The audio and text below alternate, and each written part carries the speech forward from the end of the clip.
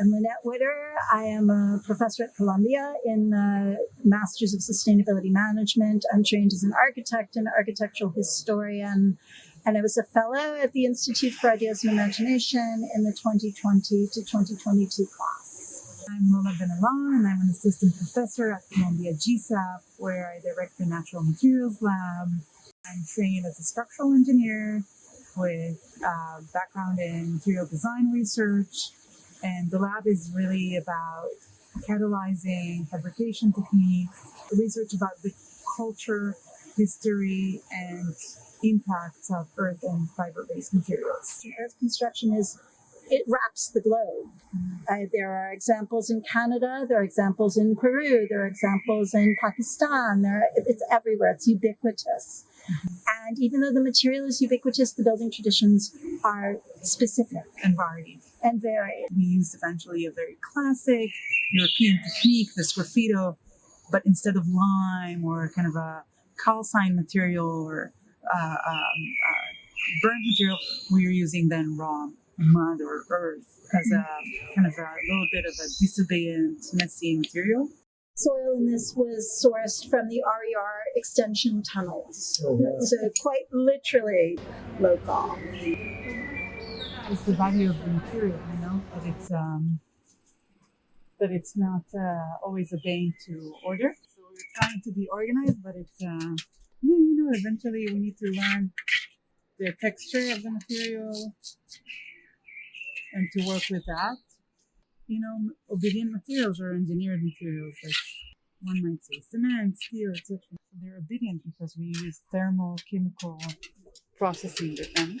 And then with earth, it's raw, it's texturized, it's messy, it crumbles, and it's really a magic of mixed design. So this plaster, for instance, is very sandy, so it's very crumbly to craft with, but then it becomes rock hard. It's like very hard.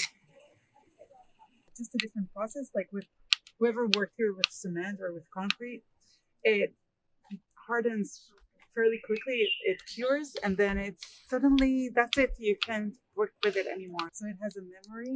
The clay particles arrange themselves. The material has a nice memory.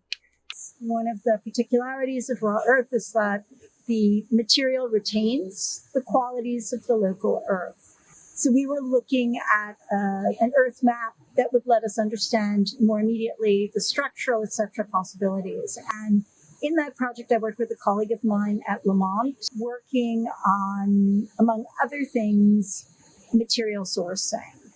And Greg took the addresses and the research we'd done, and he's the one who mapped it using a sort of common ground on different routing algorithms that are focused on trucks as opposed to passenger vehicles. On the small wall, the map is really looking at the Paris context and the trade routes within the city of Paris. And on the larger wall, it's a little bit of a zoomed out map that looks at Paris and its surrounding context on a more regional scale.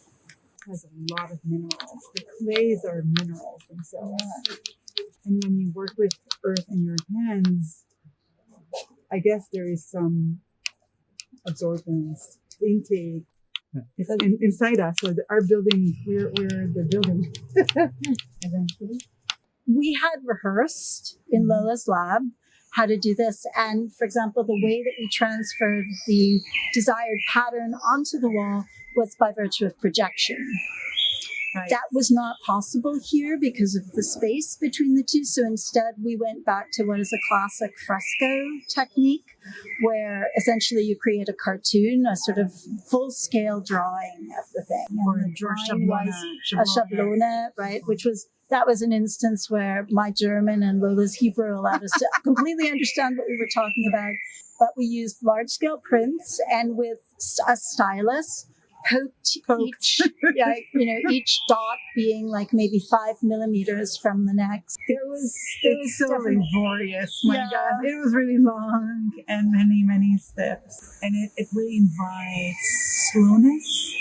It really invites craft. It's accessible, and I think it's because we've built with it for the past and for over millennia. So we all have this memory in our hands of using this material.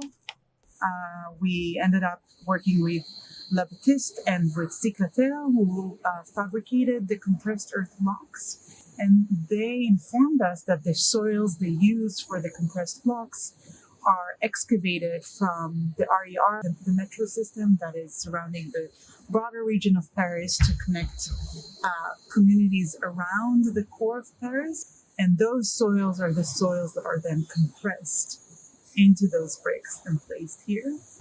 For the actual plaster, these are soils also local to France, and we obtained two shades. So the base layer is a brighter clay. It has fibers for reinforcement made with straw, and the top layer is a darker, rich, brown, reddish, very sandy composite. And to the sides of the large wall, there are patterns. We looked at the history of the place. It was really important for us to understand the site specificity of this installation. And then at a certain point, there was a chapel right here. And from a historic image, we were looking for interesting patterns, but around the altar in the chapel, there was a railing.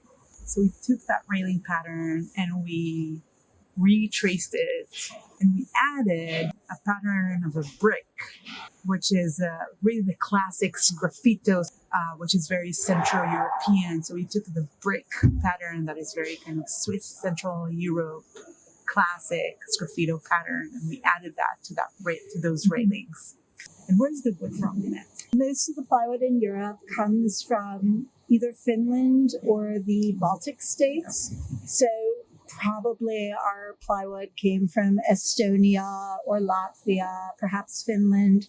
Probably took a water route to get here, perhaps via Rotterdam, perhaps one of the French harbors, and then from there onto trucks.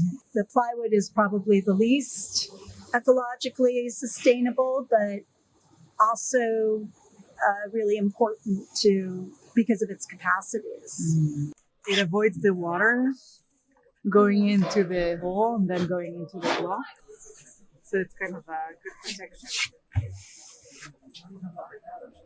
And maybe another interesting material on the surface is the linseed oil, which is organic, cold press, food grade flax seed oil. We then oiled the surface and then kind of had this finish. Yeah. Watercolor brushes with salad oil from the health food store. Thanks, great. This is layer number 3 on the side. It's kind of amazing how much oil this stuff is. Oh, it can last forever.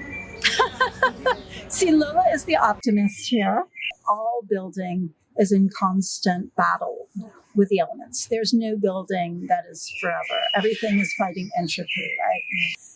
What's interesting about this particular structure, we hope, is that because of the nature of the material, that dialogue between what is built and the process of its undoing through age, season, and weather will be visible more rapidly and more, let's hope, poetically, articulately, narratively over the course of the time that it's here.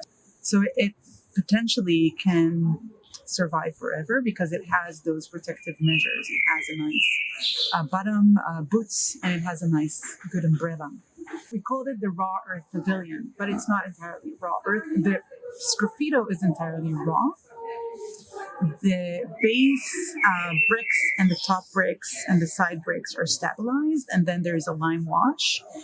And then there is a cap that we installed today that protects the wall from the top rain erosion. Now the surface is texturized, so rain will never wash it quickly, which means that it will erode, but it will not wash away like mud. I would love to kind of have updates on how it is used, how people sit on it, interact with it. and enjoy it. Invent performances around it, invent their own installations around it. Yeah, it's meant to be an invitation, right?